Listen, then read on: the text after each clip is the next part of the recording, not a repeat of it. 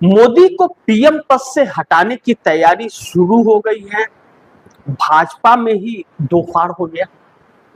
अब सोचिए, मोदी और शाह को लेकर के राहुल गांधी ने क्या कहा, जरा ध्यान दीजिए इस पर अब दर्शक, क्योंकि चर्चाएं बात बहुत आ रही है। नीति आयोग की रिपोर्ट भी बड़ी चौंकाने वाली है और मुरली मनोहर जोशी और सुब्रमण्यम स्वामी ने कहा था ना, यशवंत सिन्हा वित्त मंत्री रहे अटल बिहारी वाजपेयी के वक्त, उन्होंने भी कहा था इस प्रधानमंत्री के चेहरे को बदल दो वरना यह देश बेच डालेगा। नीति आयोग की रिपोर्ट बहुत डरावनी है। नीति आयोग की रिपोर्ट के अनुसार तकरीबन 8.5 करोड़ बच्चों ने रोजगार ढूंढना, पढ़ना सब छोड़ दिया। 15 साल से लेकर के और 25 साल के युवा न तो पढ़ने जा रहे हैं न तो रोजगार ढूंढने जा रहे हैं। वह पूरी तरह से दुखी हो गए हैं कि वह यह मान लिया है कि यह सरकार रोजगार नहीं दे सकती। कितना? 8.5 करोड़ लोग तकरीबन 8.5 करोड़। और आंकड़े यह कहते हैं कि 67% यानी कि 70% मान लीजिए बेरोजगार है हमारे देश के अंदर। 67% बेरोजगार मतलब आप दर्शक समझते हैं कि इतनी गिरी हुई सरकार है कि रोजगार के बारे में व्यवस्था ही नहीं है इसके पास, और हर क्षेत्र में रोजगार को खत्म कर रही है। रोजगार देने की तो बात छोड़ दीजिए, खत्म कर रही है और संस्थाओं को बेच रही है। प्राइवेटाइजेशन, प्राइवेट कंपनियों से पैसे ले लेकर अपनी हिस्सेदारी बेच रही है, कुछ छोड़ नहीं रही है। जो बचा खुचा है उसे पूरा खत्म करने पर तुली हुई है। यह हालात इस देश का इस सरकार ने बना दिया, फिर भी अलग अलग नायाब तरीके निकाल रही है। यह चीज शायद चंद्रबाबू नायडू को समझ आ गई। अब भारतीय जनता पार्टी के अंदर दो फाड़ हैं। कुछ लोग तो लूट खसोट से तैयार है कि लूट खसोट मचाओ, अपना काम बनता तो बाहर में जाया जाता। लेकिन कुछ लोग हैं जो वह चाहते हैं कि मोदी के बाद तो इस भारत का अंत नहीं हो जाएगा, भारत धस तो नहीं जाएगा, पानी पानी तो नहीं हो जाएगा, उसके बाद भी रहेगा। मोदी कितने दिन रहेगा? तो उसके बाद वह क्या करेंगे? उनका तो राजनीतिक करियर, भविष्य सब कुछ खत्म हो जाएगा। तो ऐसे में वह चाहते हैं कि मोदी को पीएम पद से हटा दिया जाए। अब आरएसएस इस बीच में बहुत चिंतित है।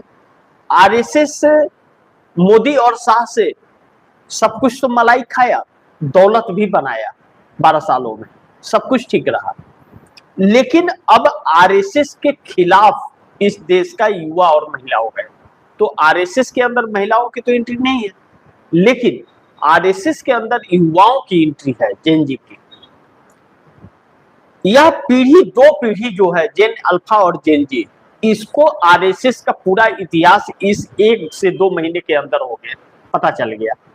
जो 100 सालों से छिपा करके रखा था आरएसएस ने, और 12 सालों से पूरी तरह से छिपाने का प्रयास और कोशिश कर रहा था, एक झटके में वह सब पूरी हिस्ट्री आरएसएस की खुल करके सामने आ गई, जिसको लेकर के आरएसएस के खिलाफ एक नफरत इस देश के युवा पीढ़ी में फैल गया।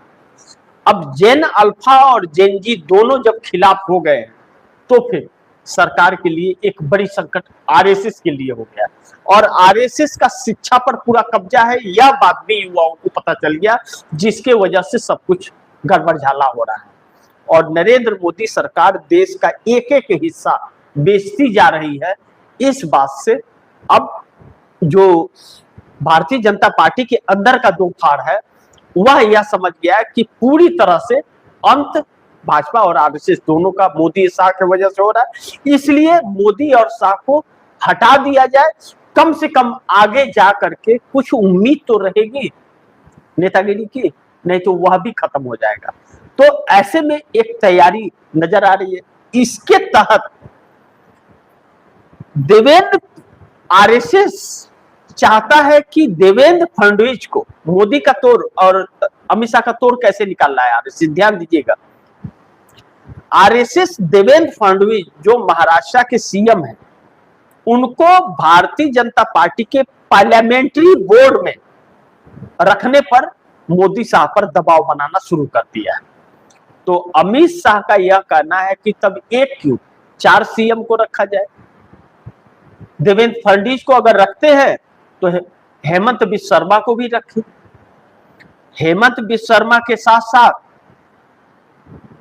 शुभेंदु अधिकारी को, पश्चिम बंगाल के सीएम, उनको भी रखें। योगी आदित्यनाथ को भी रख लें। यानी कि आरएसएस जो देवेंद्र फडणवीस को आगे केंद्र की राजनीति में बढ़ाना चाहता है मोदी के बाद, वह दावेदारी खत्म हो जाए। तो आपस में भी षड्यंत्र इन लोगों के चल रहा है। और इस बीच भारतीय जनता पार्टी के अंदर आने वाले 5 राज्यों के चुनाव को लेकर के भी घमासान है। और डिलिमिटेशन के जरिए जो एक अपने आप को बचाने का एक षड्यंत्र रचा जा रहा है वह भी जारी है। लेकिन दोनों चीजें होती हुई नजर आ रही है। आपस के विद्रोह भी रुकते हुए नजर नहीं आ रहे हैं और डिलिमिटेशन पर 362 सांसदों का समर्थन भी प्राप्त होता हुआ नजर नहीं आ रहा है। ऐसे में अब भारतीय जनता पार्टी के अंदर एक अलग तरीके का विद्रोह छिड़ गया है। अभी भी मोदी अमित शाह के लिए बहुत कुछ रास्ते तलाश रहे हैं, लेकिन न तो सहयोगी दलों का रास्ता मिल रहा है और न तो अपने साथ दे रहे हैं। ऐसे में उत्तर प्रदेश के अंदर तकरीबन कुछ भी कम से कम 200 विधायकों के टिकट काटने की बात कही जा रही है कि सूची तैयार हो चुकी है। 200 विधायकों के टिकट काटने हैं इस बार चुनाव में, जो 4 महीना बाद है। तो भारतीय जनता पार्टी के अंदर हड़कंप सा परिस्थिति मचा है। जिन 200 लोगों के नाम काटे जाएंगे वह 200 बगावत करेंगे, फिर वोट बैंक में कमी आएगी और जनता वैसे ही चंदा चोरी से यूपी में इनके खिलाफ हो चली है। तो ऐसे में मोदी के लिए एक बड़ी चुनौती उत्तर प्रदेश हो गया। उत्तर प्रदेश अगर हार गए तो फिर नरेंद्र मोदी भी प्रधानमंत्री नहीं रहेंगे, यह भी बात तय है। लेकिन कहीं ऐसा न हो कि उत्तर प्रदेश चुनाव से पहले मोदी का इस्तीफा हो जाए, पीएम पद से हटा दिए जाए मोदी, यह भी बात हो सकती है। इसकी भी संभावनाएं बढ़ी है क्योंकि अब मोदी के साथ कोई जुड़ नहीं रहा है, क्योंकि अब हर कोई समझ गया है कि मोदी की सत्ता बहुत जल्द जाने वाली है और यह दोबारा अब चुन करके नहीं आ सकते और मोदी के नाम पर वोट भी नहीं मिलेगा। जब वोट ही नहीं मिलेगा तो चुनाव आयोग वोट चोरी करेगा का, यह समस्या एक इनके साथ में आकर के खड़ी हो गई है।